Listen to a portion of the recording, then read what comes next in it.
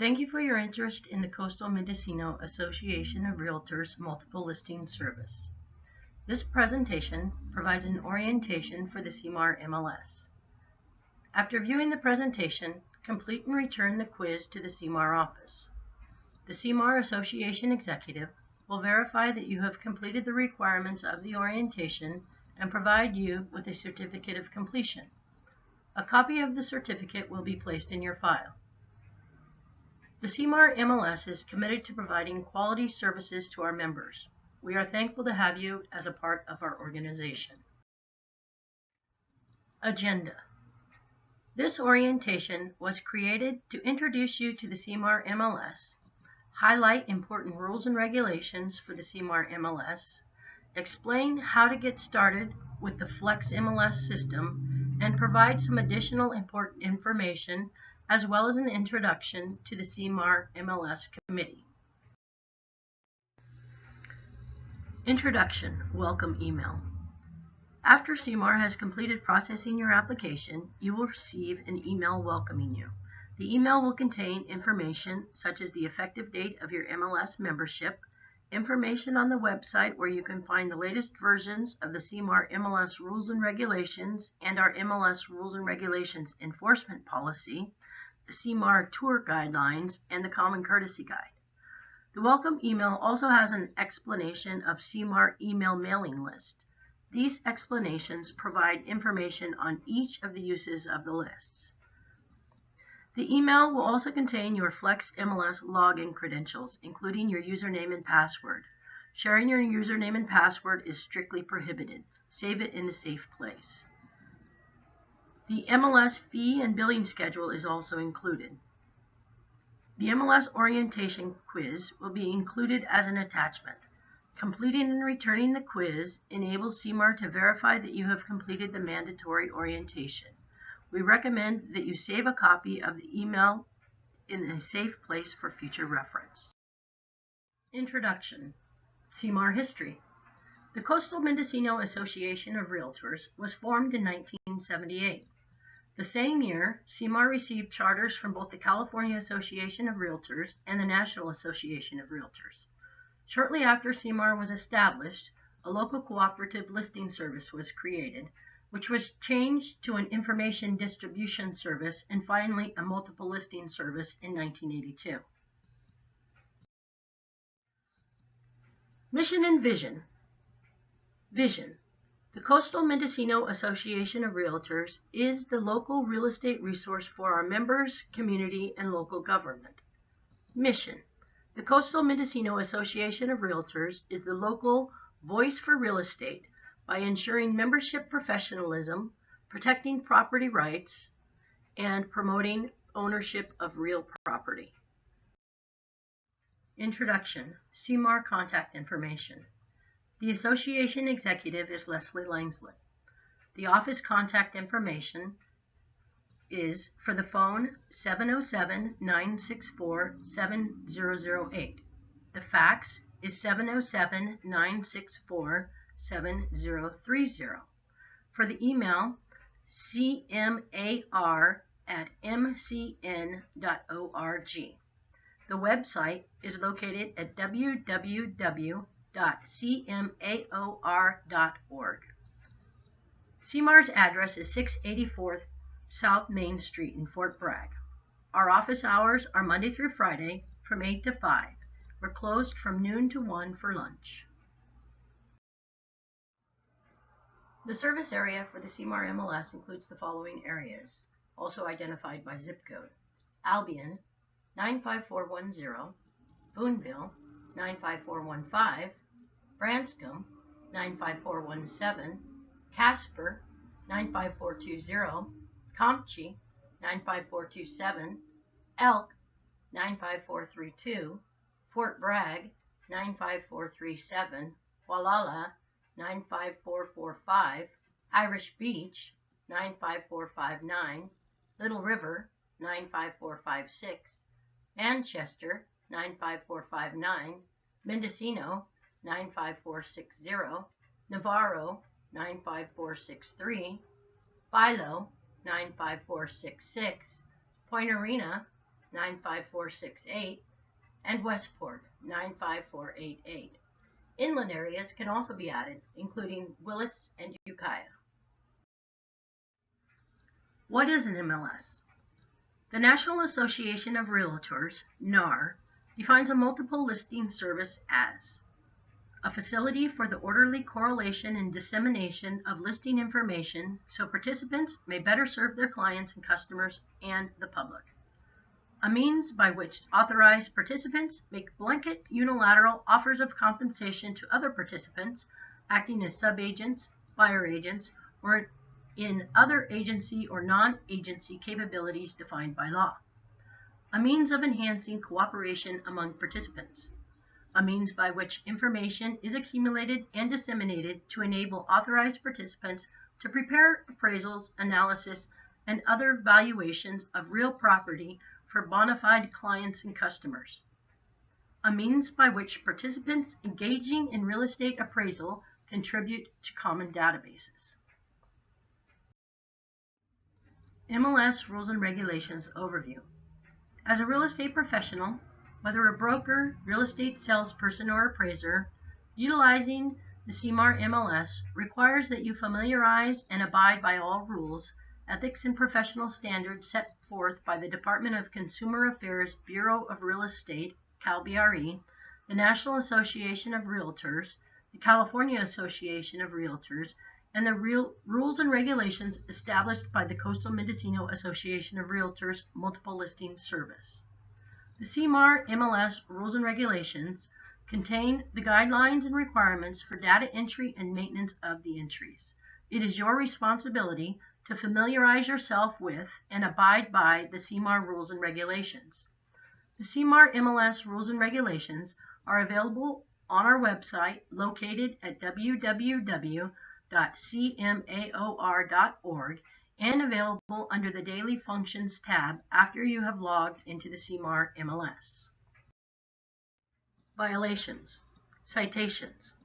The MLS Committee has implemented a schedule of fines for certain MLS rules violations. The document is entitled the MLS Rules and Regulations Enforcement Policy. A participant or subscriber receiving the citation may either pay the amount specified on the citation or request a full hearing in accordance with the procedures set forth in the California Code of Ethics and Arbitration Manual. Grounds for disciplinary action and sanctions. After a hearing by a hearing panel as provided in the California Code of Ethics and Arbitration Manual, the Board of Directors may take disciplinary action and impose sanctions against any participant or subscriber. A. For violation of any MLS rule. B. On the participant or subscribers being convicted, adjudged, or otherwise recorded as guilty by a final judgment of the court of competent jurisdiction of 1. A felony, or 2. A crime involving moral turpitude, or 3. On a determination by any court of competent jurisdiction or official of the state of California authorized to make the determination that the participant or subscriber violated the provision of the California real estate law or a regulation of the Real Estate Commissioner or the laws relating to appraisers or a regulation of the OREA. C. For any violation of subsection A by any person, including but not limited to a clerical user or a salesperson, who is not a participant or subscriber, but is employed by or affiliated with such participant or subscriber, and was providing real estate-related services within the scope of the participant or subscriber's license. Lack of knowledge by the participant or subscriber of such salesperson's conduct shall only go to mitigation of discipline imposed. Or D. For any violation of the NAR Code of Ethics while a member of any association of realtors. Enforcement policy. CMAR has a 3-tier schedule. Fines vary based on the tier and the number of previous offenses in that tier. Violations must be corrected within 2 calendar days of notice. Violations which remain uncorrected subject the violator to the imposition of new penalties and removal of the listing from active display. The maximum accumulated fine for a single violation may not exceed the top amount of $15,000 allowed by NAR for assessment of financial penalty. If the maximum accumulated fine amount has been assessed and the violation has not been corrected, the violator's MLS privileges may be suspended until all accumulated fines have been paid and the noted violation has been corrected. A copy of the MLS Rules and Regulation Enforcement Policy can be found at our website at www.cmaor.org and also in the Flex MLS intranet. Enforcement Policy Tier 1. Tier 1 Violations. The first violation is a warning letter. The second violation is $100. Third and subsequent violations are $200 each. Please note there are automatic fines with no warnings for violation of Section 4 and various subsections, which state the required orientation must be completed within 60 days of when access was provided. And there's also an automatic fine with no warning for violation of Section 11.5, which states at least one photograph or image accurately displaying the listed property is required to be posted on the MLS within 7 days of submission of the listing. Enforcement Policy Tier 2. The first violation is a warning letter. The second violation is $250. Third and subsequent violations are $500 each. Enforcement Policy Tier 3. For the first violation, a warning letter. The second violation, $500. Third and subsequent violations are $1,000 each. Please note there are automatic fines with no warning for violations of Section 13.2 for the unauthorized sharing of a lockbox key and no warning for violation of 13.7, unauthorized entrance into a listed property and failure to follow showing instructions. Membership requirements. Broker participant is an individual who holds a valid California real estate broker's license and is a principal, partner, corporate officer, or branch office manager acting on behalf of a principal who acts as a broker, officer, and offers and/or accepts compensation in the capacity of a real estate broker.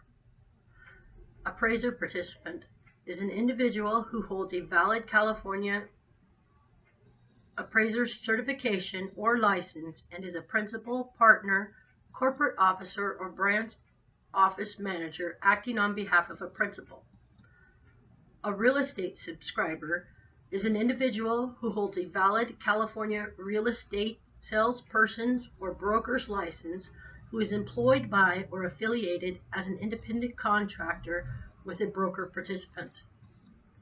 Appraiser subscriber is an individual who holds a valid California real estate appraiser certification or license who is employed by or affiliated as an independent contractor with an appraiser participant. Clerical user. Clerical users are individuals, whether licensed or unlicensed, under the direct supervision of an MLS participant or subscriber that perform only administrative and clerical tasks that do not require a real estate license or an appraiser certificate or license.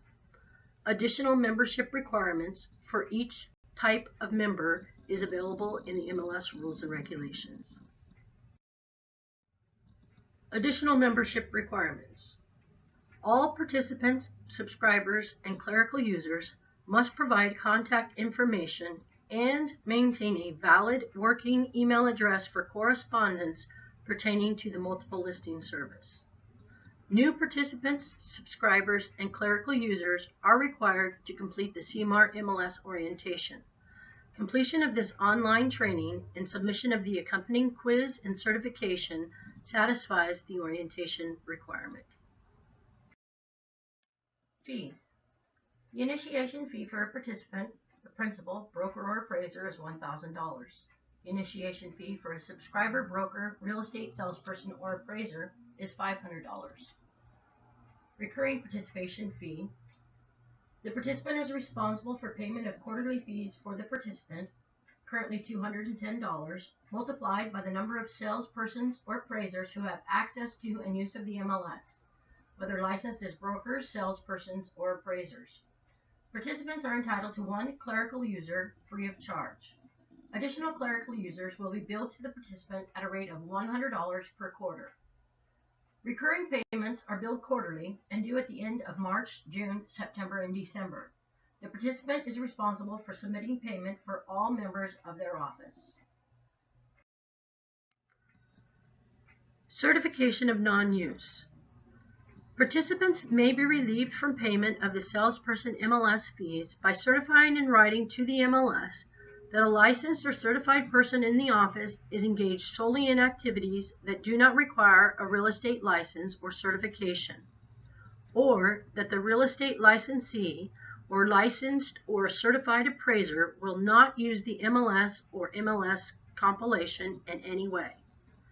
In the event of a real estate licensee or appraiser is found in violation of the non-use certification, the participant shall be subject to all MLS fees dating back to the date of the certification. In addition, failure to comply with certificate of non-use is a Tier 2 offense and may result in fines ranging from a warning letter to $500 for each violation. Types of property. The types of property are residential, manufactured in park, commercial, business, residential income, and land or lots. Mandatory submission. Participants and subscribers must input any exclusive right to sell or exclusive agency listing of 1 to 4 unit residential property and vacant lots located within the service area of the MLS within 2 business days after all necessary signatures of the sellers have been obtained on the listing agreement or at the beginning date of the listing as specified in the contract. In the event listing agent is prevented from complying with the 2 business day time period due to the seller's delay in returning the signed listing agreement, listing broker must submit the listing to the service within 2 business days of receipt back from the seller. The MLS may require listing broker to present documentation to the service evidencing seller's delayed transmission. Exempted listings. If the seller refuses to permit the listing to be disseminated by the service, the listing broker shall submit to CMAR MLS a certification signed by the seller that the seller does not authorize the listing to be disseminated by the service. CAR Standard Form SELM may be used for this certification, but in any event, said exclusion shall include an advisory to seller that, in keeping the listing off the MLS, 1. Real estate agents and brokers from other real estate offices and their buyer clients who have access to the MLS may not be aware seller's property is for sale. 2. Seller's property will not be included in the MLS's download to various real estate internet sites that are used by the public to search for property listings. 3. Real estate agents, brokers, and members of the public may be unaware of the terms and conditions under which seller is marketing the property. And 4. Any reduction in the exposure of the property may lower the number of offers made and negatively impact the sales price.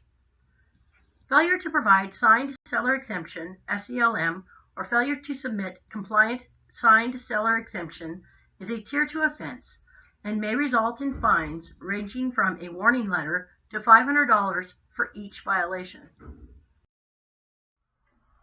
Service area and sub-areas. Many of the properties in the service area only have one sub-area. The sub-area should automatically populate with the appropriate information when the area is selected. However, properties in Fort Bragg, Mendocino, and out of the area have several sub-areas depending on the location of the property. The MLS intranet, accessed from the Flex MLS menu, contains maps and listing guidelines for the sub-areas of Fort Bragg and Mendocino. The sub-areas for out-of-area properties include Laytonville, Ukiah, Willits, and other areas. Change of listing information. Listing brokers shall input any change in the listing information, including the listing price or other change in the original listing agreement, to the MLS within 2 business days after the authorized change is received by the listing broker. By inputting such changes to the MLS, the listing broker represents that the listing agreement has been modified in writing to reflect such change, or that the listing broker has obtained other legally sufficient written authorization to make such change. Failure to update or change the listing information is a Tier 1 offense and may result in fines ranging from a warning letter to $100 for each violation. Withdrawal of listing prior to expiration. Listings of property must be withdrawn from the MLS by the listing broker before the expiration date of the listing agreement if the listing broker has received written instructions from the seller to withdraw the listing from the MLS. Listing broker may withdraw any listing from the MLS 48 hours after providing seller with a written notice of the broker's intention to withdraw the listing based on a dispute with the seller regarding the terms of the listing agreement. A withdrawn policy form must be submitted to the CMAR office within 2 days of changing the status to withdrawn on the MLS. Unauthorized cancellation or withdrawal of a listing is a Tier 1 offense and may result in fines ranging from a warning letter to $100 for each violation. Offers of compensation. The broker participant must specify some compensation to be paid to either a buyer's agent or a sub-agent, and the offer of compensation must be stated in one or a combination of the following forms. 1. A percentage of the gross selling price, or 2. A definite dollar amount. The amount of compensation offered through the MLS may not contain any provision that varies the amount of compensation offered based on conditions precedent or subsequent or on any performance, activity, or event. Exceptions are estate sale, probate, and bankruptcy listings. See the CMAR MLS Rules and Regulations, Section 7.15. Failure to offer unilateral compensation, a unilateral contractual offer, is a Tier 1 offense and may result in fines ranging from a warning letter to $100 for each violation. Auction listings. Only auction listings that comply with the MLS Rules and Regulations, including but not limited to Sections 7.12 and 7.13, may be submitted to the service. Auction listings entered into the MLS system shall have listing contracts as required under these rules, be clearly labeled as auction listings, and provide all the terms and conditions of the auction. Reserve auctions are not permitted on the MLS. Auction listings shall further specify the following. A. The list price, which shall be the seller's minimum acceptable bid price. B. The date and time and place of the auction. C. All required procedures for participants or subscribers to register their representation of a potential bidder. D. The amount of the buyer's premium, if any. E. The time or manner in which potential bidders may inspect the listed property. F. Whether or not the seller will accept a purchase offer prior to the scheduled auction. And G. Any other material rules or procedures for the auction. Subsections B through G above shall not appear in the listing's public remarks. REO disclosure short sale listings. Participants and subscribers submitting foreclosure, bank-owned, or real estate-owned REO listings to the service shall disclose said status upon submission of the listing to the service.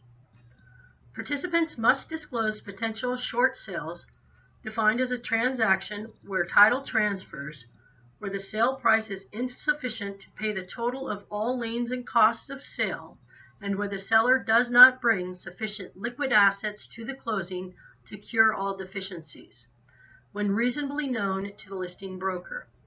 This section does not allow participants with short sale listings to place any reduction conditions on compensation offered through the MLS for items such as lender reductions of the gross commission, short sale negotiator fees, or other administrative costs of the transaction. Any reductions from the commission for such items, if any, should be factored in as a reduced amount the listing broker initially offers to a cooperating broker and may not be made a condition of the offer. Expiration, extension, and renewal of listings. Listings shall be removed from the MLS database on the expiration date specified on the listing unless the listing is extended or renewed by the listing broker. The listing broker shall obtain written authorization from the sellers before filing any extension or renewal of a listing. Any renewals or extensions received after the expiration date of the original listing shall be treated as a new listing and will be subject to any fees applicable to new listings. At any time and for any reason, the MLS has the right to request a copy of the seller's written authorization to extend or renew a listing.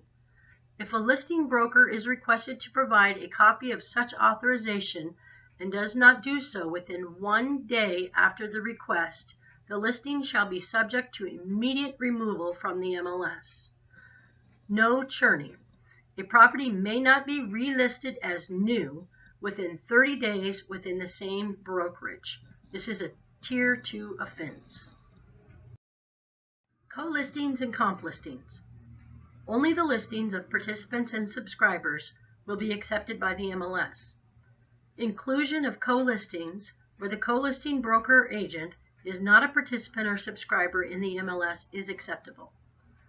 Comp-only listings can be added into our system. A comp listing can occur if 1. It is a listing that one of our members sell, but the listing agent is not a member, therefore it is not previously in our MLS. 2. There was no listing agreement, or 3. If there was an MLS exclusion. Comp listings can be submitted to the CMAR office and entered into the MLS by the CMAR staff. In addition to the input form, provide a copy of the purchase agreement and a copy of your closing statement. Listing agreement and seller's permission. Prior to inputting a listing to the service, the listing broker shall obtain the written agreement of the seller expressly granting the listing broker authority to 1. File the listing with the service for publication and dissemination to those authorized by the MLS. 2. Act as an agent for the seller. 3. Abide by the rules of the service. 4. Provide timely notice of status changes of the listing to the service. 5. Provide sales information, including selling price to the service upon sale of the property for publication and dissemination to those authorized by the MLS. And 6. Publish sales information after the final closing of the sales transaction in accordance with the MLS rules. Written documentation. Listing brokers filing listings with the service shall have a written listing agreement with all necessary signatures in their possession.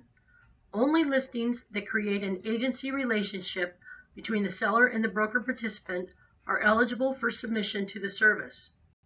By inputting a listing to the service, broker participants and real estate subscribers represent that they have in their possession such written agreements establishing agency and that the represented type of listing agreement.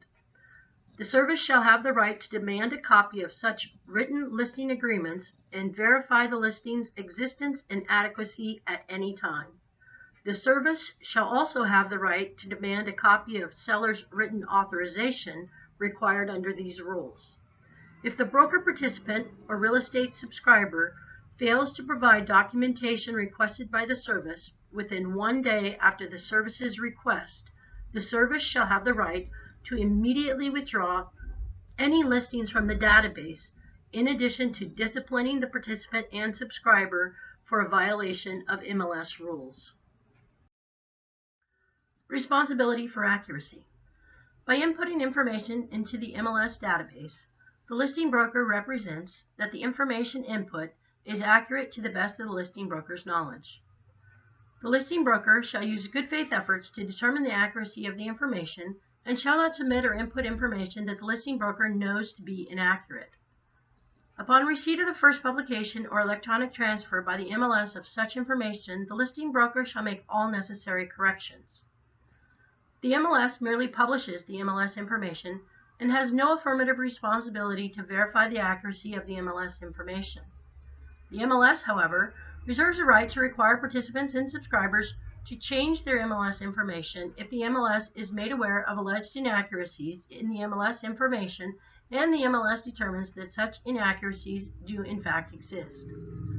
The MLS also reserves the right to remove a listing that contains said inaccurate information from the MLS compilation of current listings should participant or subscriber refuse or fail to timely correct.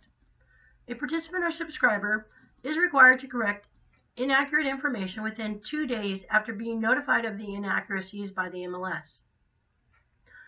If a participant or subscriber fails to make necessary or required corrections to their MLS information, the participant and subscriber shall indemnify and hold harmless the service for any claims, costs, damage, or losses, including reasonable attorney fees and court costs incurred by the MLS as a result of such failure.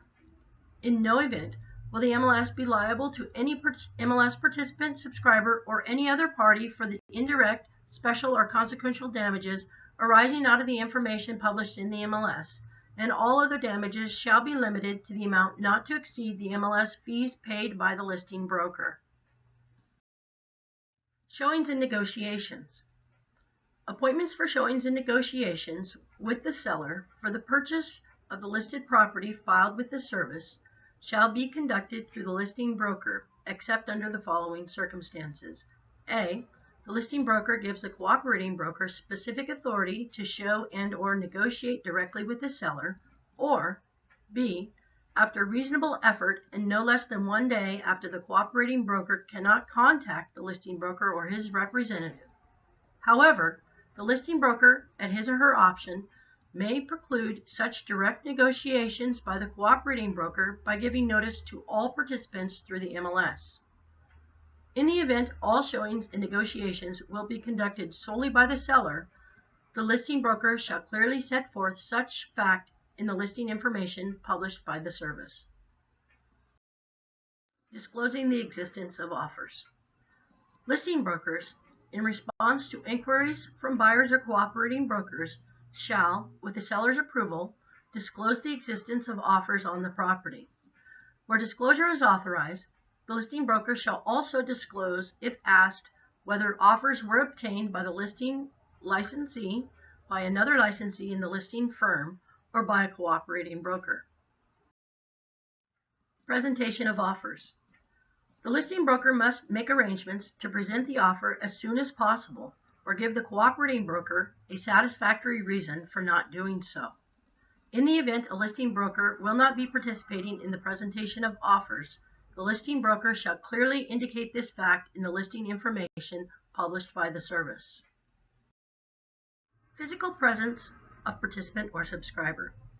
A participant or subscriber must be physically present on the property at all times when providing access to a listed property unless the seller has consented otherwise. Failure to be physically present when providing access to a listed property to buyers and potential buyers is a Tier 3 violation and may result in fines up to $500 for each violation. Statuses, on-market statuses. Active means a valid listing contract exists and no offer, with or without contingencies, has been accepted. Pending means offer accepted in either 1. Seller requests that property remain in an on-market status and may be seeking backup offers, or 2. The sale is subject to court or other third-party approval. To further describe this type of accepted offer, the listing agent will select the most appropriate subscript contingency code from the following list. K. Kickout, if a kickout clause applies.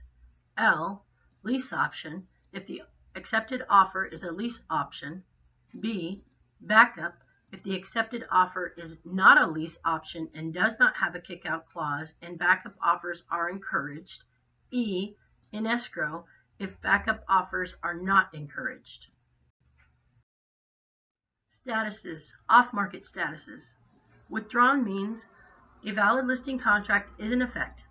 However, the property is not currently available for showing due to a temporary condition such as repairs, guests, illnesses, etc.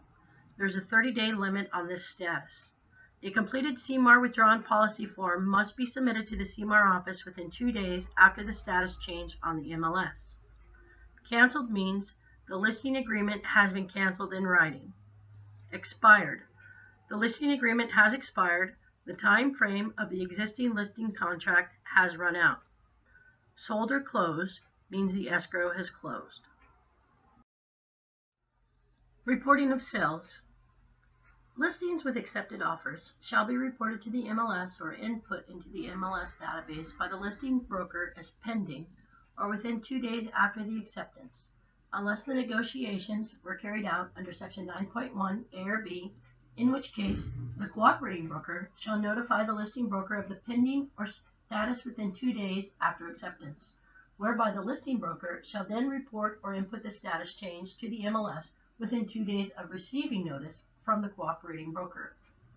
The listing shall be published on the MLS as pending or with no price or terms prior to the final closing. Upon final closing, the listing broker shall report or input the listing in the MLS as sold and report the selling price within 2 days after the final closing date, unless the negotiations were carried out under Section 9.1 A or B, in which case the cooperating broker shall notify the listing broker of the sold status and selling price within 2 days after the final closing date, whereby the listing broker shall then report or input the status change and selling price to the MLS within 2 days of receiving notice from the cooperating broker. Listings which were not input into the MLS as a result of the seller's instructions may be input into the MLS sold data at the listing broker's option. Reporting cancellation of pending sale. The listing broker shall report the cancellation of any pending sale to the service within 2 days after cancellation occurs, and the listing shall be reinstated immediately as long as there is still a valid listing. Compilation definitions. MLS compilation defined. The term MLS compilation includes, but is not limited to, the MLS computer database and all data and content therein, including, but not limited to, photographs, images including maps, graphics, audio and video recordings, virtual tours, drawings, descriptions, remarks, narratives, pricing information, statistics, and other details or information related to listed property, all printouts of data and content from the MLS computer database, and all MLS publications. The MLS compilation is protected by all applicable intellectual property laws. Active listing MLS compilation defined. Active listing MLS compilation shall mean that portion of the MLS compilation which includes listings currently for sale and all other indexes and other information related to the current listing information. Comparable data MLS compilation defined.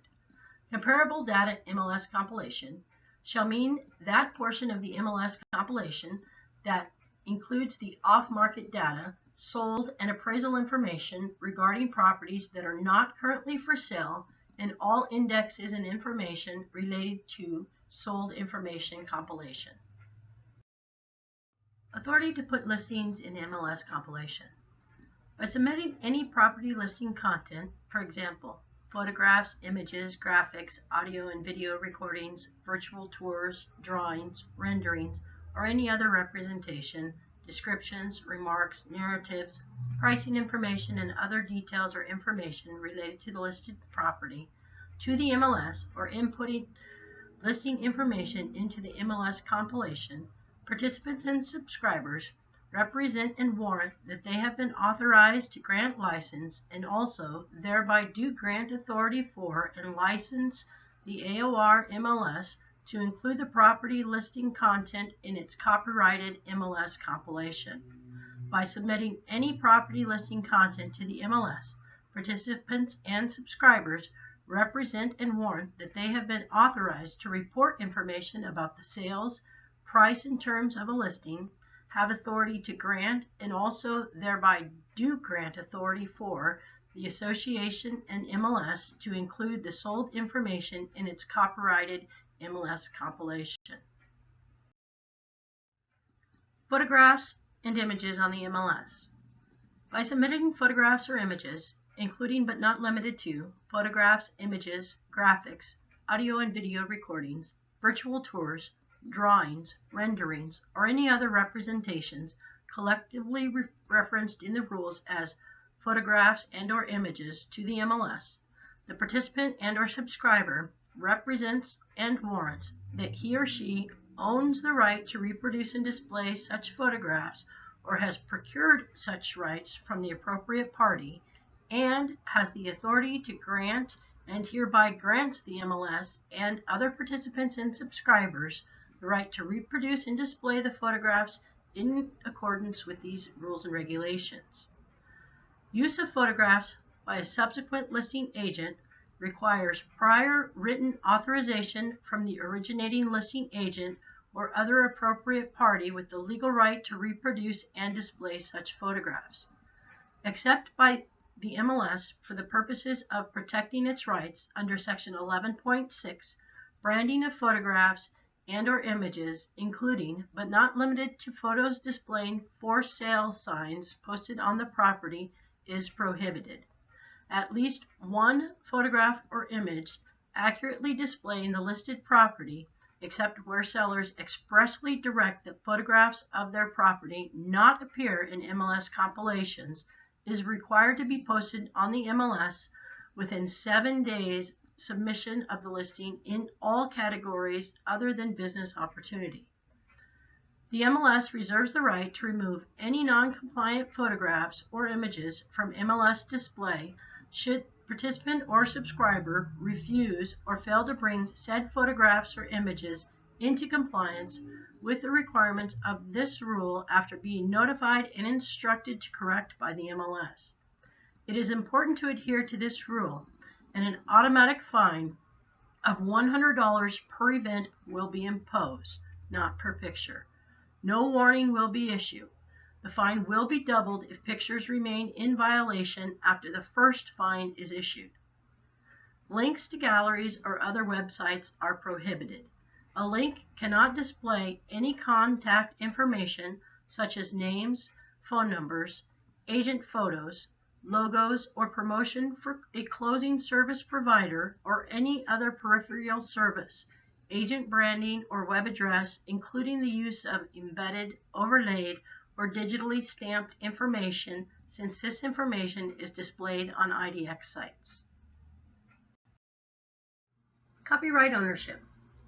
All right, title, and interest in each copy of every MLS compilation created and copyrighted by CMAR and in copyrights therein shall at all times remain vested in CMAR. The association shall have the right to license such compilations or portions thereof to any entity pursuant to terms agreed upon by the Board of Directors. Each participant shall be entitled to license from CMAR the number of copies of each MLS compilation of active listing and comparable data information sufficient to provide the participant and subscriber with one copy of such MLS compilation. Participants and subscribers shall acquire, by such license only, the right to use the MLS compilations in accordance with these rules. Clerical users may have access to the information solely under the direction and supervision of the participant or subscriber. Clerical users may not provide any MLS compilation or information to persons other than the participant or the subscriber whom the clerical user is registered. Removal, indemnification, liability. CMAR has the right, but not the obligation, to reject, pull down, restrict publication of, access to, or availability of content the MLS in good faith considers to be obscene, lewd, lascivious, filthy, excessively violent, harassing, unlawful, or otherwise objectionable. Participants and subscribers remain solely responsible and liable for the content they provide. In no case will any monitoring or removal of participants or subscribers' content by the MLS make it responsible or liable for such content. Participant and subscriber shall indemnify and hold harmless the service for any claims, costs, damage, or losses, including reasonable attorney fees and court costs incurred by the MLS, resulting from or arising out of any content participant and/or subscriber submit to or in any way wrongfully reproduce from the service. In no event will the MLS be liable to any MLS participant, subscriber, or any other party for any indirect, special, or consequential damages arising out of any information published in the MLS, and all other damages shall be limited to an amount not to exceed the MLS fees paid by the listing broker. BRE actions and violations of law. Notification of California Bureau of Real Estate, BRE, or California Office of Real Estate Appraisers, OREA, action.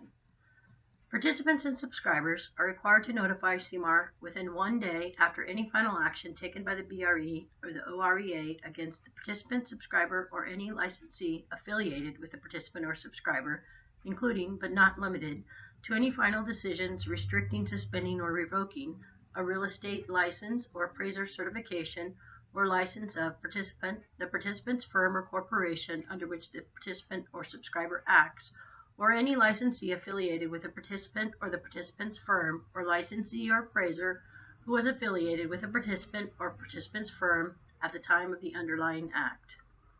Violations of law. If a participant, subscriber, appraiser, or a licensee affiliated with a participant or subscriber commits a felony or a crime involving moral turpitude or violates the real estate law or the laws relating to appraisers, the participant or subscriber shall be in violation of this section.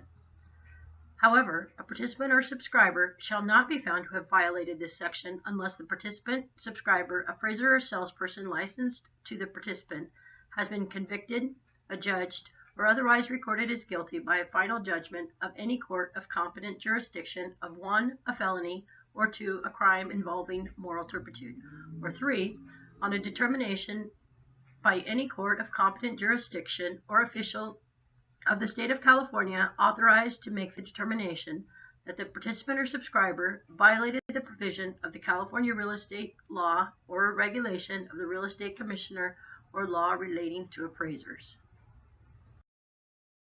Solicitation of listing filed with the MLS. Participants and subscribers shall not solicit a listing filed with the service unless solicitation is consistent with Article 16 of the NAR Code of Ethics, its standards of practice, and its case interpretations. The purpose of this section is to encourage sellers to permit their properties to be filed with the service by protecting them from being solicited through unwanted phone calls, visits, and communications prior to the expiration of the listing by brokers and salespersons seeking the listing upon its expiration.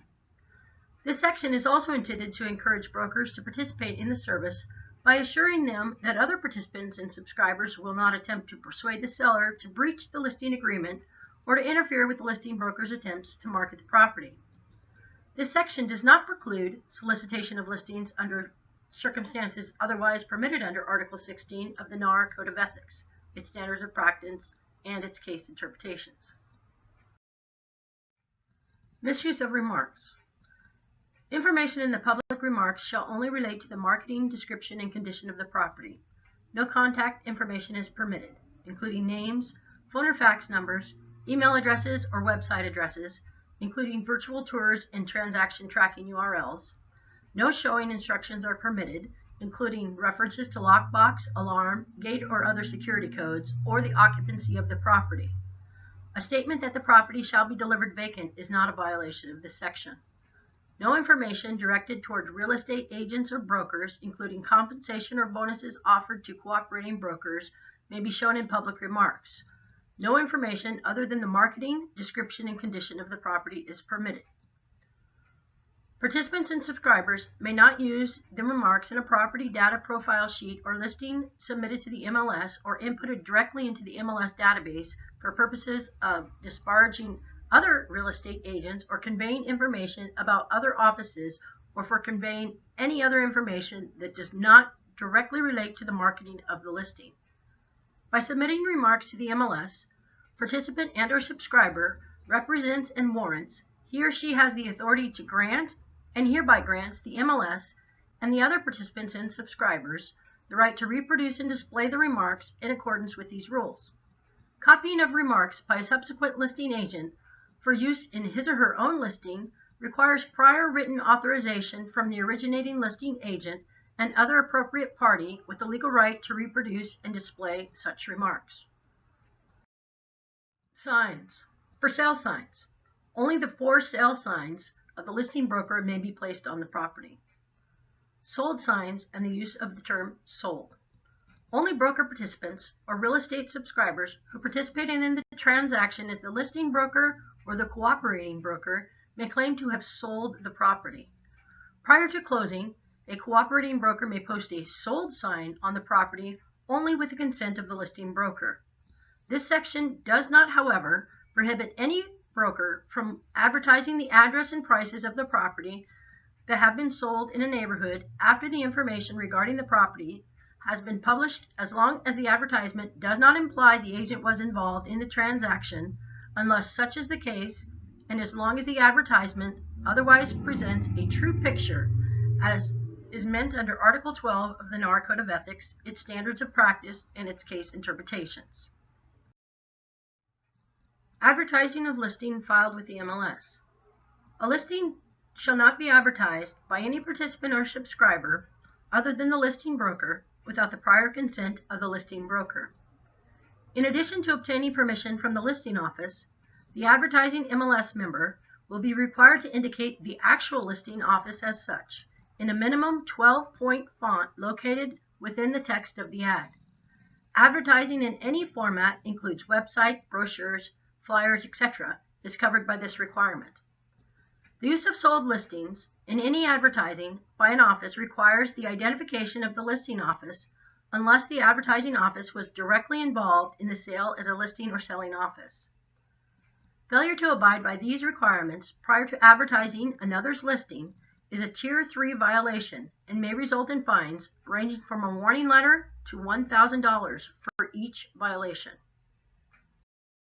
Neighborhood Market Reports. The Neighborhood Market Report is defined as an advertising and/or information sheet, typically appearing in the form of a postcard, flyer, or newsletter, compiled by and/or for use by a licensee, which sets forth a list of home activity in a particular neighborhood area. Prior to advertising using a Neighborhood Market Report, review the MLS rules and regulations for specific information regarding consent, listing attribution requirements, allowable listing content, and other restrictions. Lockboxes. MLS participants and subscribers are eligible for lockbox privileges. Clerical users and those participating through an MLS reciprocal agreement are not eligible for lockbox privileges. Lockboxes may only be shared with or used by eligible MLS participants or subscribers. Participants and subscribers shall at all times follow the showing instructions published in the MLS. Participants and subscribers shall not remove the contents of the lockboxes for purposes other than showing the home and shall promptly return the contents to the lockbox upon exiting the property. Participants and subscribers shall keep the lockbox contents in their possession at all times after removal from the lockbox. The lockbox and/or contents shall not be removed from the property site without prior consent from the listing agent. If any lockbox or device giving access to on-market listed property for real estate professionals and/or service providers is authorized by the seller and/or occupant and is placed on or present on the property listed through the service, such lockbox or device must be one that is approved by CMAR MLS. CMAR MLS uses Supra iBox BTLE. The lockboxes can be leased from the CMAR MLS for $100 plus tax each. The lease term ends at the end of the contract between CMAR and Supra, which will be on or about January 2021. Failure to use an MLS-approved lockbox is a Tier 2 violation and may result in fines ranging from a warning letter to $500 for each violation. Failure to remove a lockbox within 3 days after the close of escrow or expiration cancellation of a listing is a Tier 2 violation and may result in penalties ranging from a warning letter to a $500 fine for each violation. Lockbox keys. Keys may not be used under any circumstances by anyone other than the key holder, including but not limited to lending, borrowing, or sharing keys with others. CMAR MLS utilizes Supra e-keys and active keys. The activation fee for an e-key is $50. The monthly system fee ranges from $13.57 to $17.50, depending on the number of users. The activation fee for an active key ranges from $50 to $110, increasing each year of the contract. The annual active key system fee began at $203.40, with annual increases of 2.5%. Active keys must now be manually updated utilizing a PC sync. A $249 fee will be assessed for all active keys not returned upon expiration or termination of the keyholder agreement. Sharing of a lockbox key will result in an automatic fine of $500.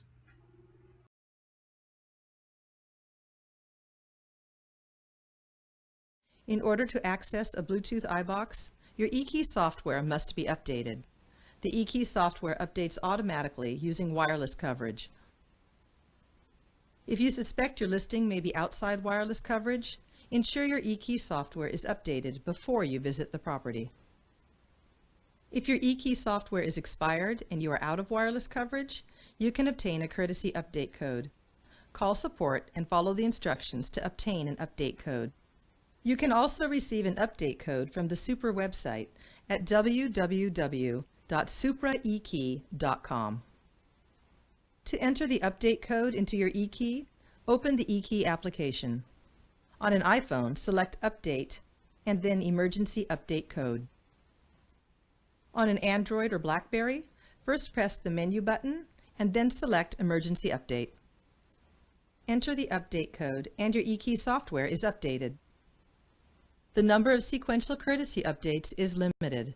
Once you reach your courtesy update limit, your eKey software must connect with the Supra network. Supra Web Login and Keybox Assignment. The web address is www.supraekey.com. After you register, you will be able to manage listings and keybox inventory.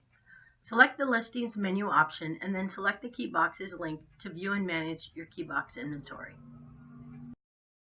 MLS Rules Violation Procedure. MLS rules issues are reported to the Association Executive, AE, in writing via email. The AE forwards the complaint to the MLS chairperson for review and action. The MLS chairperson may 1. Ask the AE for more information, 2. Contact the agent directly, 3. Contact the agent's broker, 4. Review the issue anonymously with the MLS committee. A decision will be made as to whether the complaint is valid. The applicable MLS rule or regulation will be cited. The AE or MLS will then contact the agent to inform him or her of the offense. If it is correctable and the agent doesn't have a history of such offenses, the agent will be given up to 3 days to correct the problem. If it is considered a flagrant offense which is not correctable, the agent will also be informed. If the offense is flagrant or not corrected, the AE will be instructed to issue a formal citation with the applicable penalties and timeframes specified. Based upon the response to the citation, the MLS chairperson may get board approval to take further action, warning, letter to file, suspension, termination, etc. Assessing the CMAR MLS system. The website address is www.flexmls.com. Log on to the system using the user ID and password provided.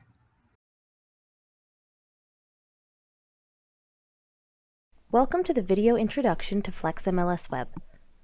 This video will cover some of the highlights of the system. More detailed tutorials on these and other Flex MLS features are available under User Guides, available from any page in the system by clicking on the Help button. The Help button also gives access to the written Flex MLS manual and page-specific help files. We'll begin by looking at the Flex MLS dashboard. When you log into the system, you will be taken directly to your dashboard. The default dashboard is the Home dashboard. You also have the ability to view the MLS dashboard, classic dashboard, or even customize a dashboard to suit your needs. Every dashboard contains gadgets, which are summary panels of information customized to your login level. Using these gadgets, you have one-click access to your contacts, listing information, and new and saved searches. There are also handy links on the home dashboard to add a listing, change a listing, and even run hot sheets. To stay current on news and information regarding your MLS, take a look at the MLS dashboard. In Flex MLS, you have the ability to customize additional dashboards. Review statistical charts or gather your most used functions into a dashboard custom built for you and your workflow. Now let's take a look at the Flex MLS menu. When you first enter Flex MLS Web, your menu will display across the top of the screen. If you would prefer, you can change your menu to a vertical menu on the left side of the page. You do this by clicking on the button at the top of your screen near your name. You can click the same button to return to a horizontal menu. As you hover over any menu item, the contents will appear below. The dashboard menu includes all of your current dashboard options. Here, access your main dashboard, the MLS dashboard, the classic dashboard, and any custom dashboards you've created. The Add Change menu includes options such as Add, Change, Incomplete, and Copy, depending on your MLS preferences. Your available options for maintaining your listing appear in this portion of the menu. The Search menu includes a wide variety of search methods. You can begin a search with almost any information, address, price range, status, and find results quickly. The Contacts menu includes methods for you to communicate with clients and other contacts. For example, manage your contacts' addresses, searches, and email events through the Contact Management function. The Daily Functions menu gives access to hot sheet functions, market areas, Flex MLS maps, calculators, and other useful, frequently used features. The Statistics menu includes many reports to keep you informed about the state of your market and your level of production. Finally, the Preferences menu offers a variety of ways for you to customize the Flex MLS system to your preferences. Update your profile, customize your views, and create professional quality reports from here. One of the most commonly used features of the system is searching, so let's walk through an example search. Here we'll use a quick search to begin. A quick search is a group of commonly used search fields. Your MLS provides some quick searches, and you can also create your own. For this example, we'll use a residential quick search. Select the search from the list and add your desired search criteria. As you enter criteria, the listing count will automatically update in multiple places on your screen. When you're satisfied with the number of listing results, click on View Results or click on the large number to the right to view your search results. We have a variety of options for looking at the results of our search. Use the tabs at the top of the page to see different information about your matching results. You can view them in a list. Remember, you can customize the columns of information that are shown. You can view detailed reports in the history of the listings, or look at all of the photos and videos for the listings. Click the Map tab to view the listings on a map. Here you can also access driving directions between listings. You can also compare the current selected listing to other listings in your search results set, or you can send a message about the listing directly from this screen. The features of the search results screen are also accessible when running a hot sheet or viewing your own listings, so these options are always at your fingertips. You may email this tabbed interface to your clients using the function buttons at the top of the screen. When emailing the page, you can select what pieces of information you would like to include for your client. For example, we can choose to send a specific listing report, all photos, and a map by selecting those options. You can send your email using your local email client or using Flex MLS Web. Your client will then receive a link to a page where they can view and navigate through the tabs. Under Print, access the printer-friendly versions of the listing information. You may print and email these reports from any page. From any page in Flex MLS Web, you can return to the dashboard by clicking on the Flex MLS Web logo that is always present at the upper left corner of the screen. This concludes our brief introduction to the Flex MLS system. For more information on the many features of Flex MLS Web, please review the additional video tutorials under User Guides on the Help screen. Thank you. Flex MLS links. Links can be found on the dashboard. You can customize which dashboards show the links gadget. The links can be especially helpful in obtaining information and support if the CMAR office is closed. Message board. The message board can be found on the dashboard. You can customize which dashboards show the message board gadget. The message board shows important news, a calendar of events, and technical support phone numbers. Search menu. In addition to searching for listings, the search menu has selections for CMA, Comparative Market Analysis, Parcel Quest, and RPR, Realtors Property Resource. Parcel Quest is a supplemental benefit of your MLS membership. RPR is available only to realtors as a benefit from the National Association of Realtors, or NAR. Daily Functions menu. The Daily Functions menu contains a link to several important functions. The hot sheet contains the most recent listings and changes in status. You can create custom hot sheets specific to your needs. Weekly emails are sent after the tour order has been finalized. You can check and print the viewing order here. If you wish to send an email to other MLS members, you can use the MLS email. Daily Functions menu continues.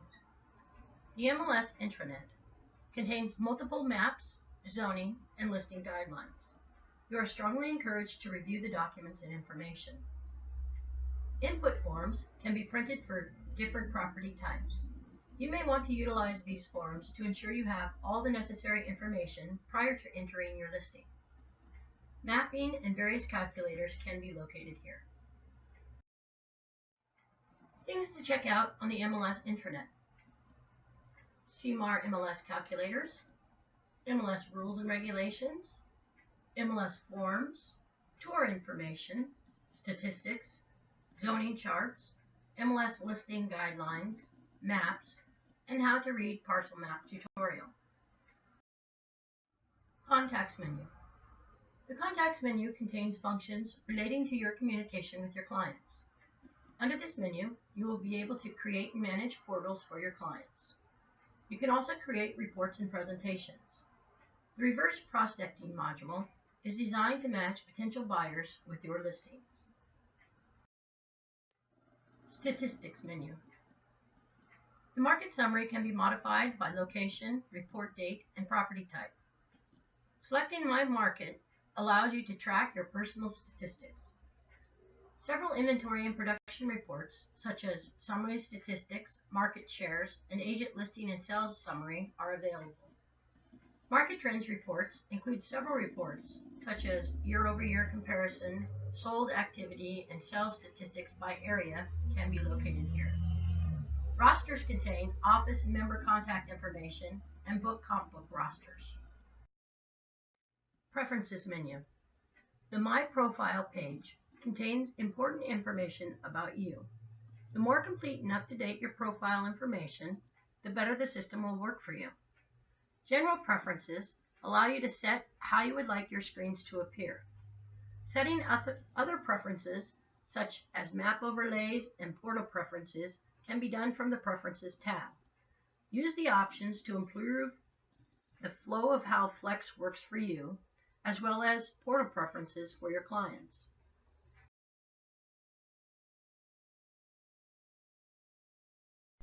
Welcome to the tutorial on the Add Listing function of Flex MLS Web. To add a listing, click Add under Add Change on the menu. The Add Listing screen is organized by tabs at the top of the screen. Begin entering the listing on the General tab, where you set the property type and listing member information. On the Address tab, enter all available address information. With a long drop-down list, such as a city or subdivision, Select the field and type in the first character of the item to jump to that portion of the list. Some fields are related to each other, so that a selection in one field will dictate which selections are available in another field. For example, in some MLSs, if you select a city, you will only see zip codes that are valid options for that city. After you have finished entering address data, click Next. At this point, the Flex MLS system will search records for a matching address on the map.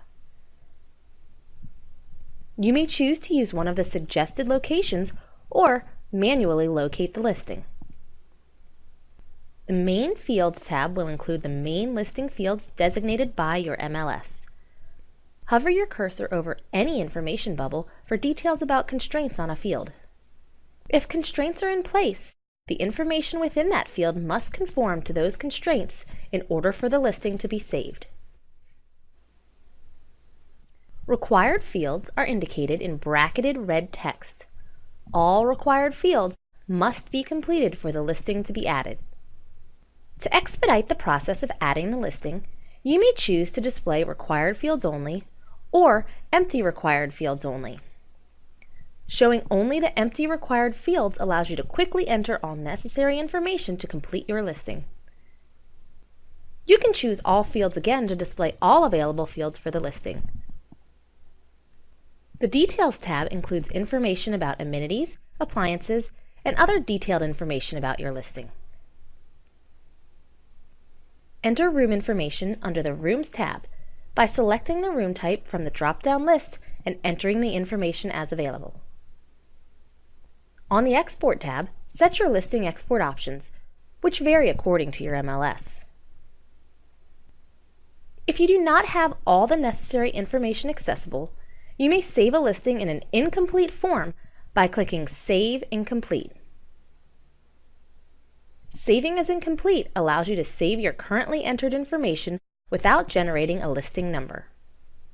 You may then return to the incomplete listing to finish adding the listing at your convenience. To access your incomplete listings from the dashboard, click My Incomplete under Add Change on the menu. On the Incomplete Listings screen, the description column at the right will give a brief overview of the incomplete listing. Click Edit to resume entry of listing information or to add photos to the incomplete listing. When you have completed entering the listing information, click Add Listing to generate the listing number. Your listing has been added and a list number generated. From this screen, you may click Continue to continue to the Change Listing screen for your newly created listing. You also have the option to copy the newly created listing, or you may add another listing. Select the radio button next to your choice to proceed. We'll proceed to the Change Listing screen to look at a few key options there.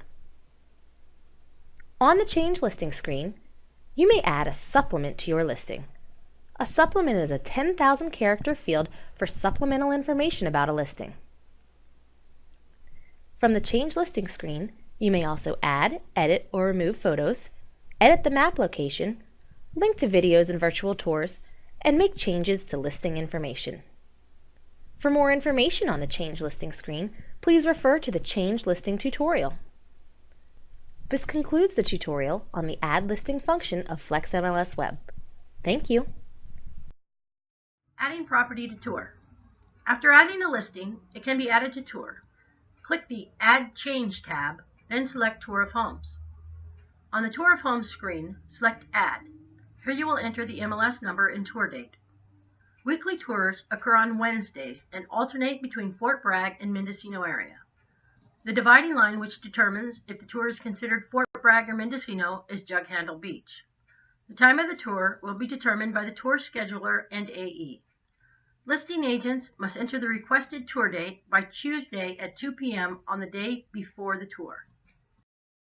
Error reporting. Flex MLS errors are sent to the Association Executive, AE, the listing agent, and the agent's broker. The AE forwards each issue to the MLS Committee Error Monitor of the month and the MLS Committee Chairperson. The MLS Committee Error Monitor contacts the agent to make sure the agent understands the issue and agrees to take corrective action and will follow up to ensure the issue is corrected. If the agent disagrees or the issue isn't corrected in a proper time frame, the error monitor will review the issue with the MLS committee chairperson. The MLS committee chair may 1. Contact the agent directly, 2. Contact the agent's broker, or 3. Review the issue anonymously with the MLS committee. If the committee recommends action, the MLS chairperson will 1. Review the issue with the CMAR president, 2. Inform the agent and the agent's broker that a citation is going to be issued, 3. Ask the AE to formally issue a citation and make any appropriate corrections to the MLS database. Based upon the response to the citation, the MLS chairperson may get board approval or take further action, warning, letter to file, suspension, termination, etc., or file a formal grievance on behalf of the MLS committee, which would then follow the professional standards process. MLS Anonymous Error System. See something that you know isn't accurate? You can click on the arrow down button, click the error form. The error form will appear. The address will be listed along with the listing number and date. Write a description of the error and click Send. The information will be sent to the association executive, listing office, listing and co-listing agents, and managing broker for correction. As a realtor, you want the absolute best for your clients and customers. After all, buying or selling a property is one of the biggest decisions they'll make. But how can you provide them with the best information to make that decision? Typically, you could go to one place to get a few property facts, then to another place to research the local schools, and still another for local demographics. And for an even deeper dive, you could venture through several more places to learn the property history, what people are saying about the neighborhood, mortgage information, and so on. We understand you need to accurately assess what's best for your clients and customers, but the truth is, your time and money is being wasted tracking down all these facts from so many different places. That's where Realtors Property Resource comes in. RPR is the National Association of Realtors' exclusive nationwide property database for realtors. With access to over 160 million properties, RPR gives you access to the most comprehensive reports that are sure to inform and impress even the most demanding clients. No matter what your specialty is, RPR has partnered with hundreds of sources, including MLSs and CIEs across the country, to provide you with the most current, accurate, and valuable information in one centralized place. You will discover everything from school reports to census, demographics, tax data, foreclosures, mortgage information, mapping, distress data, flood zones, historic data, and so much more. That way, when your clients and customers come to you with every single question, you'll have every single answer. And because RPR is included in your NAR member dues, there is no additional cost. RPR, bringing realtors to the next level.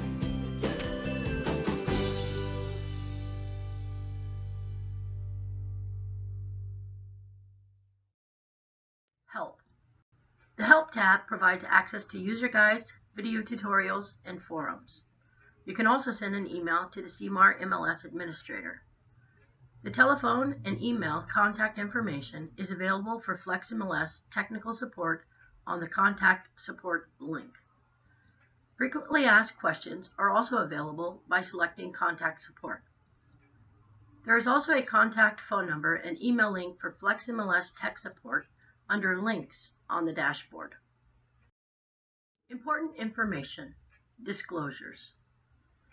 Disclosures are the action of making new or secret information known. There are multiple federal, state, and local disclosure requirements which affect real property transactions. The California Association of Realtors has prepared a summary disclosure chart that provides a disclosure trigger as well as a brief summary of the disclosure requirement, but does not cover all disclosures required by law. It is strongly recommended that you consult the statutory references, an attorney, or a knowledgeable real estate professional. The laws concerning disclosure change, so booklets and other compilations should only be used as a general source of information.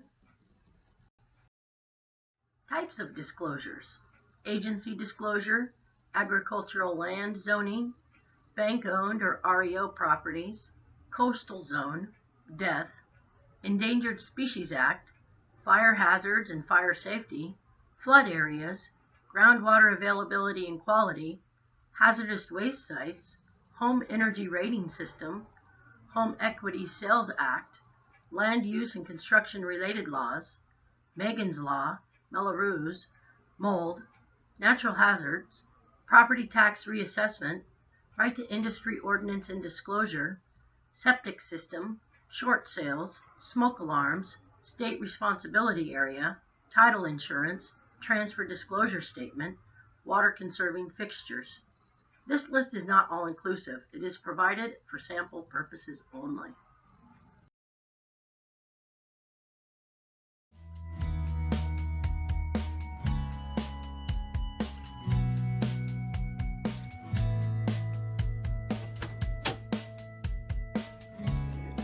Professionalism, to me, in one word, is respect. It has to do with how you carry yourself, what individuals see on the outside, the way that you treat others, whether it's a client, a customer, or another realtor professional. We're part of an organization that is generally considered very professional. However, when someone else or yourself does something that could be deemed unprofessional, it really impacts the public perception of all of us.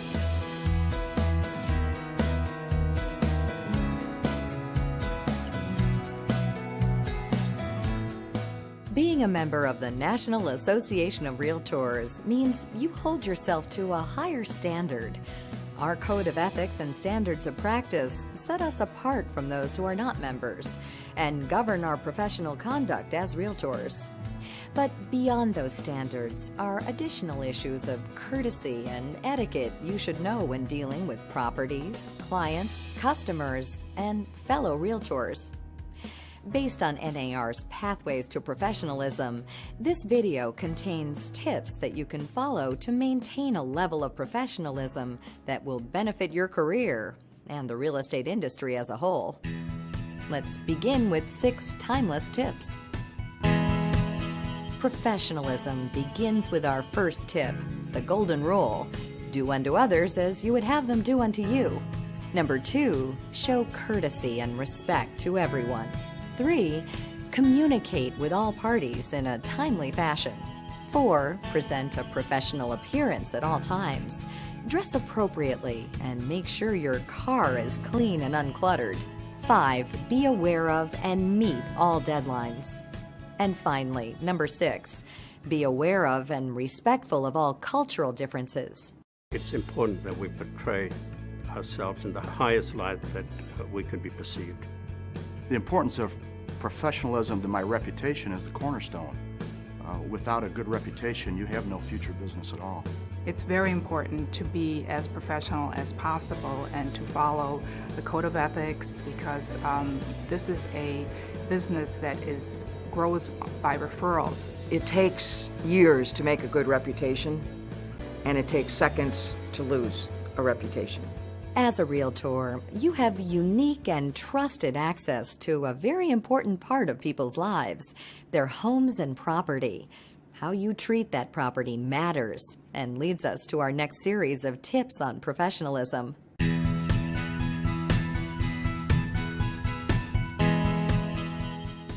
When showing a property, remember, you need to be responsible for everyone you allow to enter the listed property. Keep all members of the group together when showing property. Never give anyone unaccompanied access to listed property without permission. Enter property only with permission, even if you have a key from a lockbox. Leave the property as you found it. Lights, heating, cooling, drapes, and so forth when the occupant is absent. Contact the listing broker immediately if you think something is amiss with a property, for instance, vandalism. Be considerate of the seller's property. Do not allow anyone to eat, drink, smoke, dispose of trash, use bathing or sleeping facilities, or bring pets without permission. Use sidewalks and walkways to avoid damaging landscaping or tracking in debris. And of course, take off your shoes and boots inside the property if the weather's bad. Although most properties you show are likely to be unoccupied at the time, occasionally the owner may be there during the showing. In that situation, follow these 5 tips to avoid awkward situations. Always ring the doorbell or knock and announce yourself loudly before entering the home and before entering any closed room. When entering a property, ensure that unexpected situations, such as pets, are handled appropriately. Ask permission before using the telephone or bathroom. Never criticize property in the presence of the occupant, and inform occupants that you're leaving after showings. What I notice sometimes is other realtors are distracted. They're on the cell phone, they're doing something else where people are showing properties, when really they should be paying attention. So the key there is to be alert. Be alert of your surroundings. Try to find out as much as you can about the property ahead of time and try to foresee any problems that might arise. I look at it like I am the protector in that home. It's key, it's critical that I'm always with the clients and that I'm making sure that absolutely everything remains exactly the same as when I found it. Real estate is a reputation business. What you do today affects your reputation and business for years to come. How you interact with people goes a long way toward determining what your reputation will be.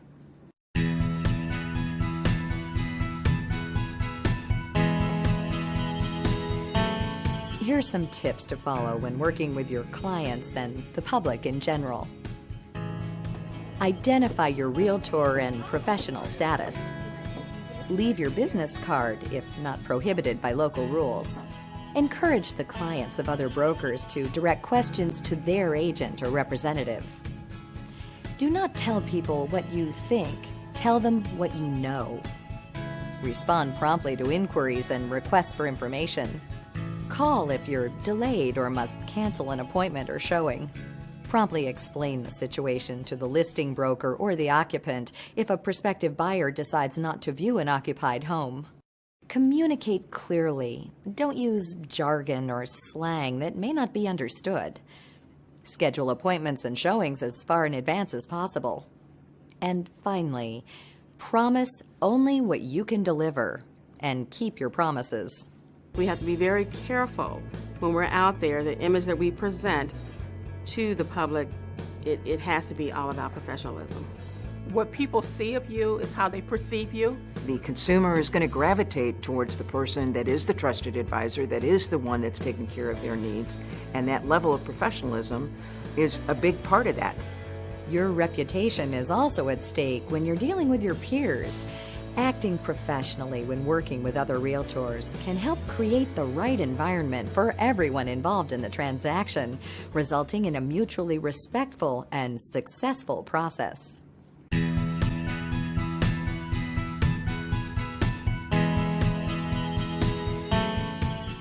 In your dealing with other realtors, always be sure to identify your realtor and professional status. Promptly and courteously respond to other agents' calls, faxes, and emails. Be aware that large electronic files with attachments or lengthy faxes may be a burden on recipients. Notify the listing broker if there appears to be inaccurate information on the listing. Share important information about a property, including the presence of pets, security systems, and whether sellers will be present during the showing. Show courtesy, trust, and respect to other real estate professionals. Avoid the inappropriate use of endearments or other denigrating language. Do not prospect at other realtors' open houses or similar events. And after a showing, return keys promptly or carefully replace them in the lockbox. If you take care of those details, if you make appointments in the proper manner, if you cancel appointments in the proper manner, if you pick up keys, return keys, as the listing broker and the seller have set up the process, that's all part of the cooperation that we have for one another and can add to the level of professionalism for the entire industry. I always think about the fact that when I'm working with a buyer or seller, that transaction may come around maybe every 5 to 7 years. But when I'm working with my fellow realtors, I might have another transaction with them next month. Professional conduct and respect for property, the public, and your peers are key blocks in building your reputation and a successful real estate career. Also, remember that the way you are perceived affects how all realtors are perceived.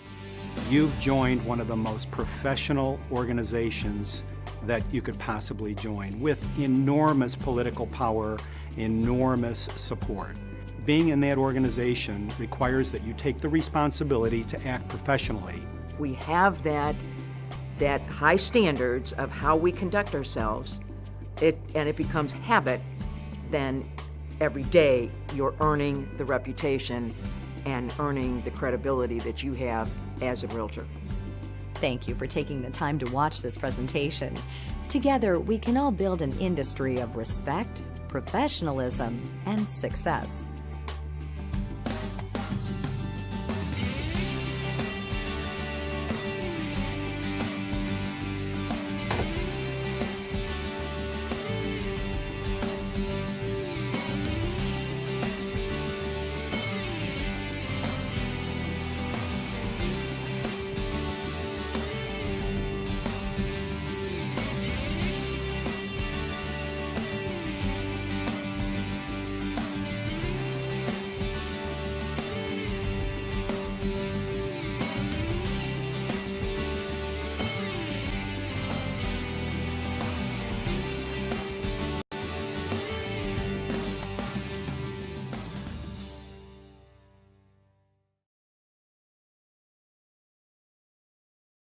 Important information, procuring cause.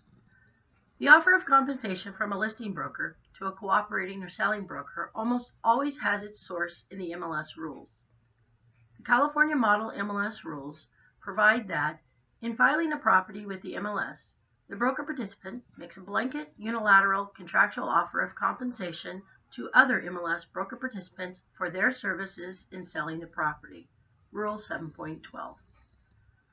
This broker participant's contractual offer, with or without subagency, is accepted by the participant selling broker by procuring a buyer, which ultimately results in the creation of a sales or lease contract. Rule 7.13. Therefore, the listing broker's contractual offer is accepted by the cooperating broker procuring the buyer. The term procuring cause has taken on a life of its own, however, and many lists and memos have been developed to try to predict the outcome of a given dispute. There are a few key concepts that serve as a baseline, however. Procuring cause is a factors test that doesn't necessarily have one triggering event that will give a sure result. NAR policy prohibits local association from adopting a rule that predetermines outcome in commission disputes. While a number of definitions of procuring cause exist, NAR defines procuring cause as the uninterrupted series of casual events which results in the successful transaction.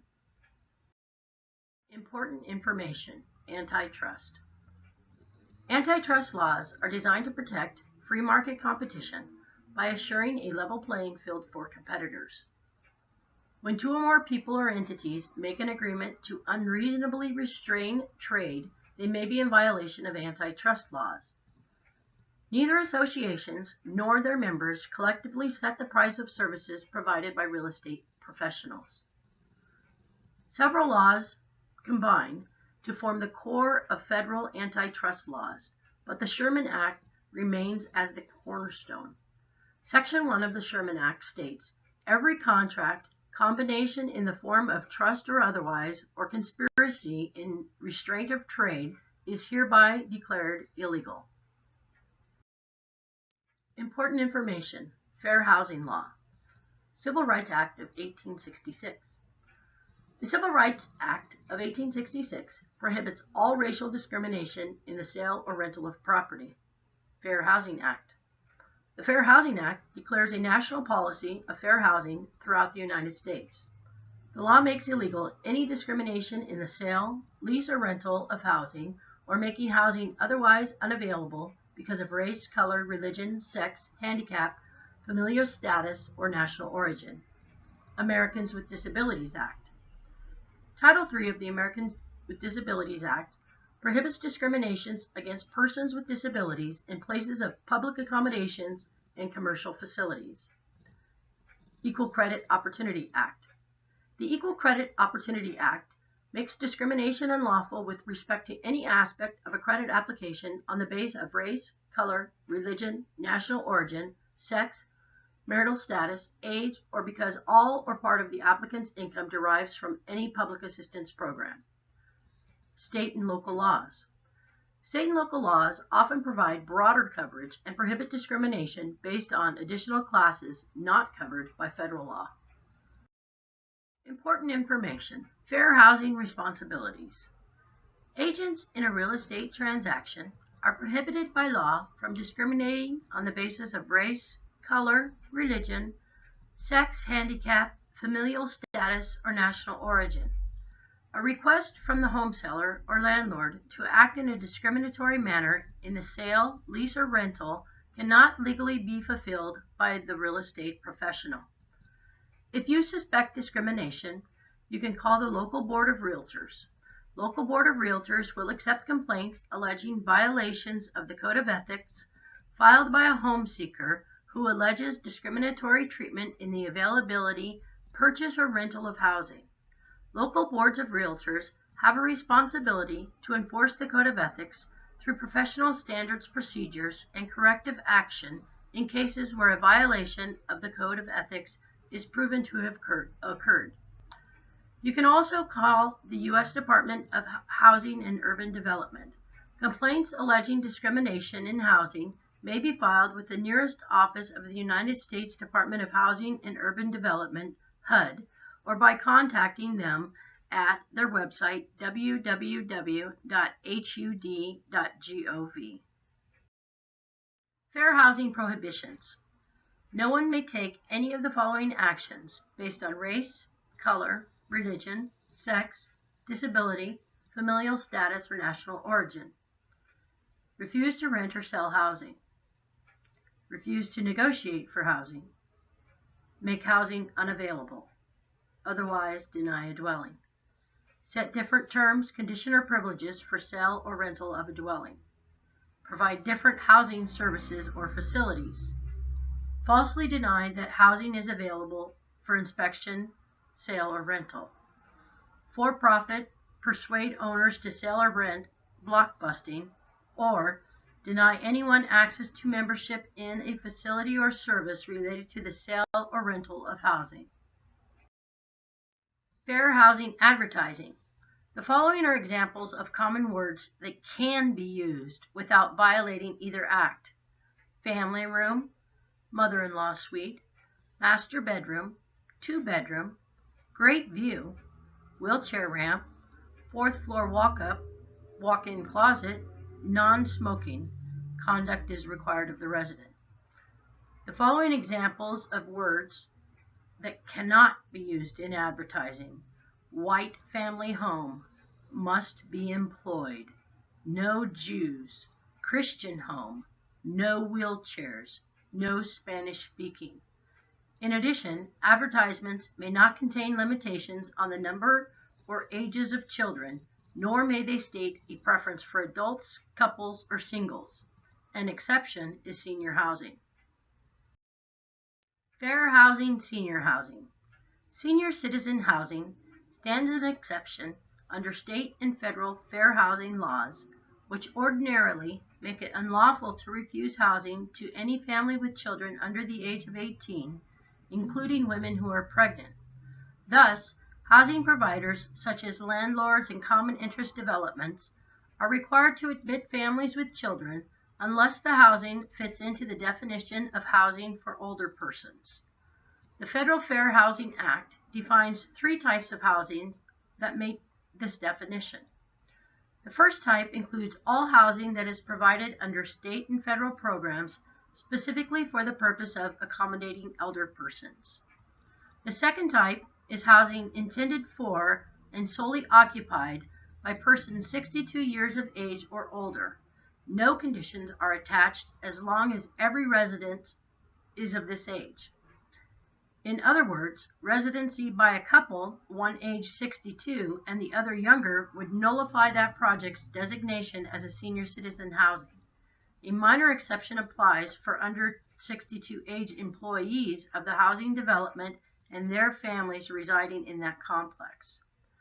The third type is what is commonly known as a retirement community. The threshold age is 55, and the owner or manager must meet additional requirements in order to exclude families with children from residing in the housing. To qualify, the following criteria must be met. At least 80% of the units must be occupied by at least one person who has attained the age of 55. The remaining units are under no restrictions. If fewer than 80% are occupied by persons 55 or older, the community can no longer bar families with children. The owner or manager must, by publication of and adherence to policies and procedures, demonstrate an intent to provide housing to persons 55 or older, and the owner or manager must verify the age of the occupants by reliable surveys and affidavits. Important information, weekly tour. On Wednesdays, MLS participants and subscribers are able to preview the newest property listings on a scheduled tour between 9 and 11 a.m. The tours alternate between the Fort Bragg and Mendocino areas and are hosted in Mendocino by Mendo Realty and in Fort Bragg by Century 21 Real Estate. If a tour falls on a federal legal holiday, the tour will be postponed to the following Wednesday, and the every other week schedule will continue. Only current MLS members are allowed to participate in tours. Family, friends, and spouses that are not MLS members cannot go on tour. As a courtesy, always leave your business card in each property you tour.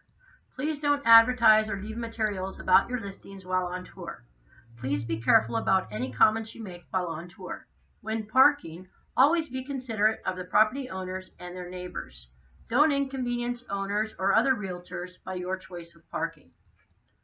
Additional information regarding weekly tours can be found in the CMAR Tour Guideline document available on the MLS Intranet and CMAR website.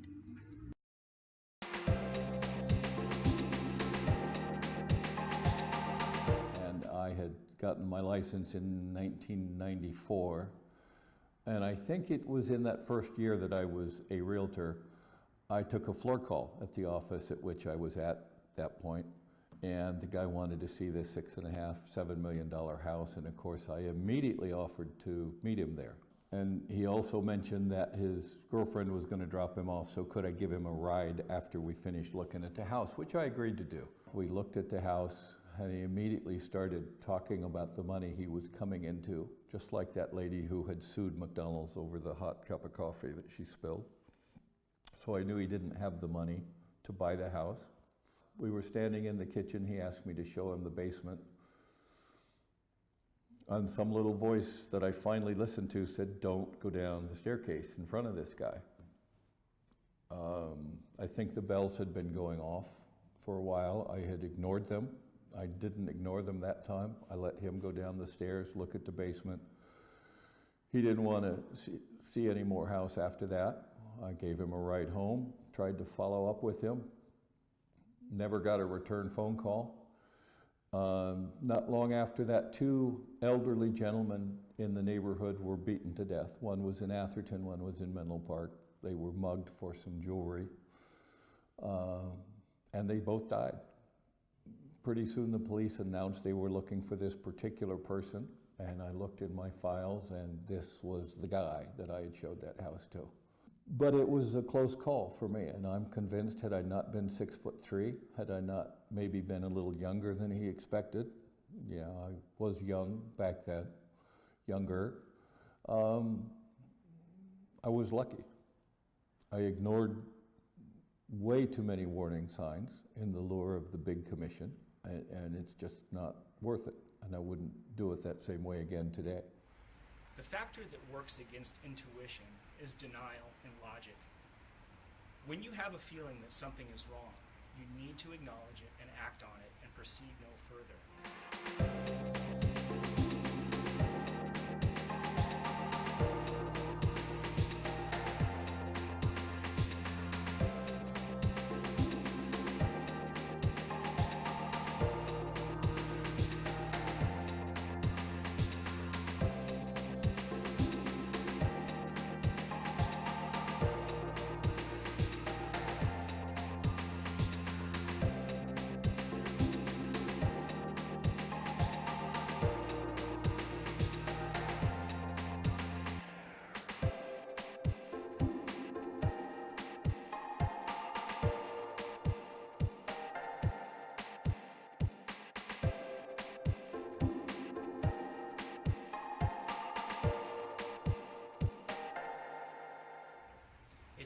to overlook your intuition, especially if you're motivated by a big commission or the opportunity to make a sale.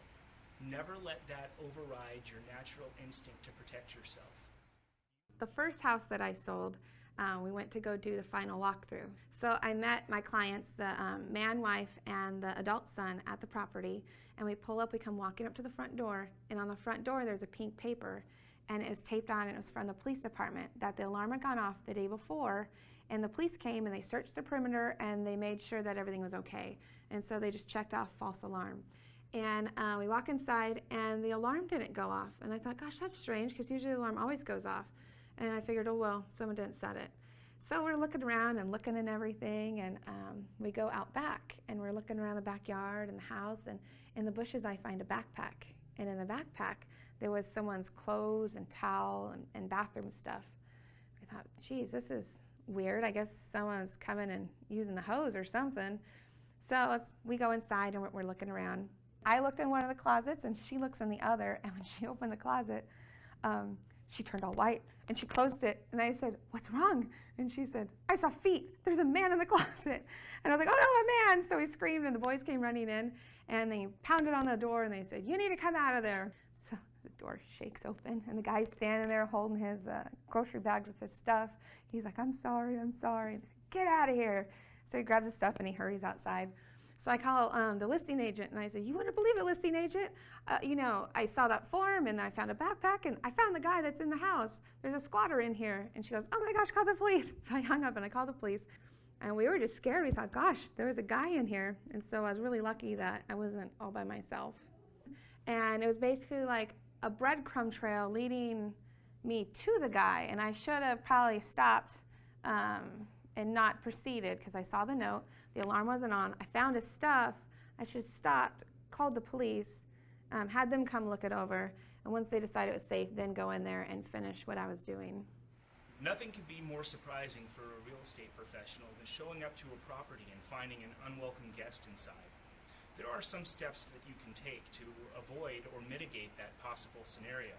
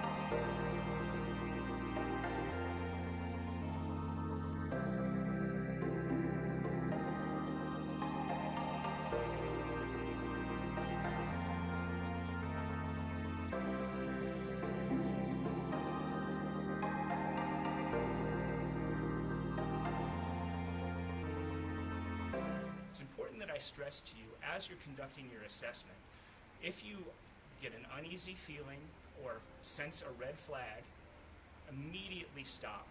No commission is worth putting yourself into danger. Hi, my name is Don Kamey. I'm a realtor in Chico and have been for about 36 years. I was just getting ready to set up my last open house sign. I had the house all ready to go, and I was out at the corner, the intersection of a kind of busy road and the cul-de-sac where I was doing the open house. I left my car running and I left the hatchback. I have an SUV with a hatchback, and I had just taken the last open house sign when I noticed out of the corner of my eye someone darted across the street and headed right for my steering wheel, and before I knew it, he had opened the door, jumped in, put it in gear, and was speeding away. And at first I had thoughts of maybe trying to be a hero, and I gave chase for 10 yards or so. The hatchback was open, and but he pulled away, And I found out later that he was high on methamphetamine. If I had jumped in the car, it probably wouldn't have turned out so well, because he may have had a gun. Things could have been a lot worse than me just losing my car. Before conducting any business in the community, including placing signs, always remember environmental and situational awareness.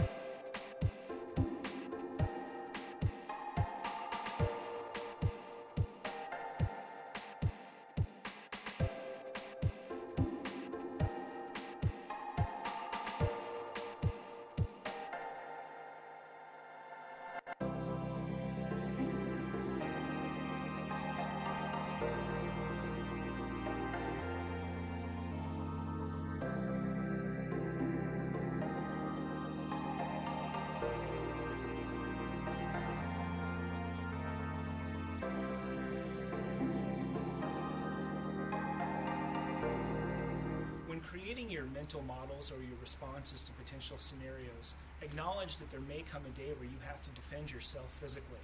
I strongly encourage each and every one of you to take a self-defense class, keep yourself in physical shape, and always wear clothing that you can either flee or fight in.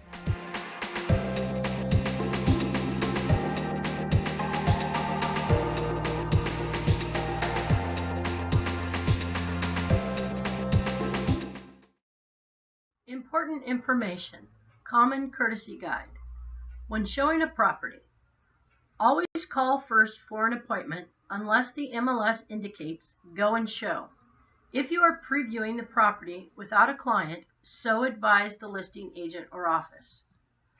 Follow all showing instructions. Phone to cancel an appointment if you can't keep it. Knock on doors before entering and announce yourself upon entry. Always leave your card unless instructed otherwise by the listing agent or office. Check all doors and relock the ones you have unlocked. If you arrive to find a door unlocked and the listing office did not advise you it would be unlocked, lock it when you are done or check with the listing office before leaving. Close any drapes or blinds that you have opened. Turn off any lights or appliances that you have turned on. Be punctual. Call the listing office if you are running early or late. If you arrive at a property and your clients decide they don't want to go in, please explain to them that the sellers often go to a lot of trouble to get the property ready. If they still don't want to go in, excuse yourself, go in and explain the situation to the owners if they are present. If the owners are not present, leave your card and call the listing agent as soon as possible to explain the no-show. Make sure that occupants' pets do not get in or out of the house, garage, or outbuildings. Make sure that no agent or client pets enter the house, garage, or outbuildings. Do not use or allow your clients to use the phone or bathroom without permission. If the bathroom is used as an emergency, ensure that it is cleaned up before leaving.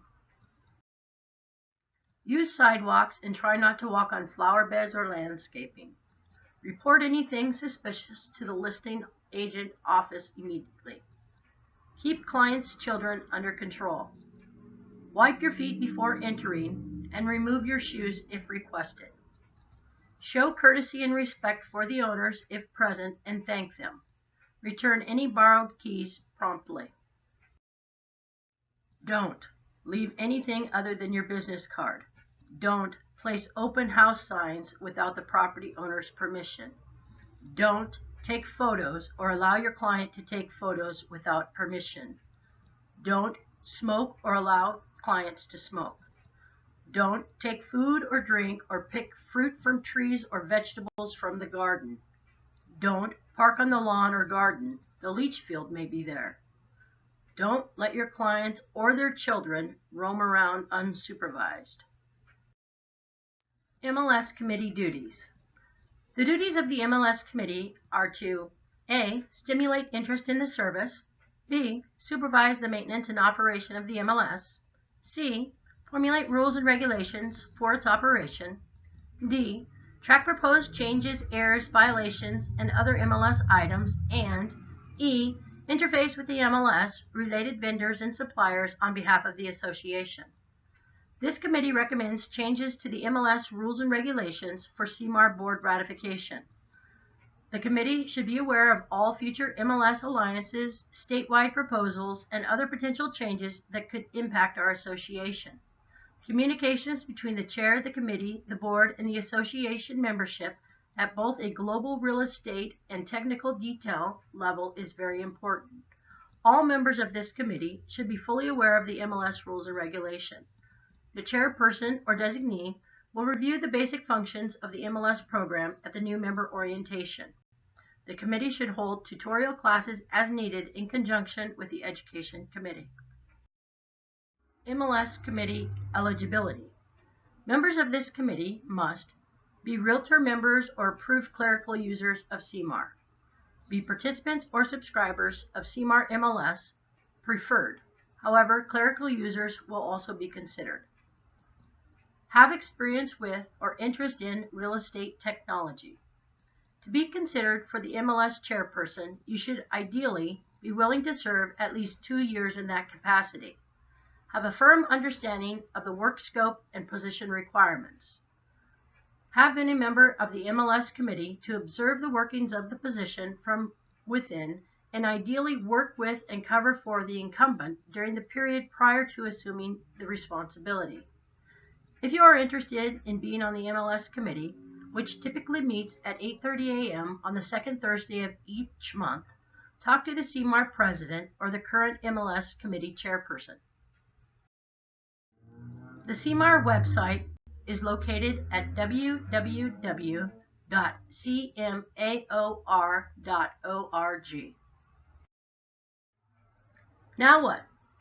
Complete and return quiz to the CMAR office. The association executive will contact you to verify that you have completed all of the requirements of the orientation. You will be sent a certificate of completion and a copy will be placed in your file. Congratulations.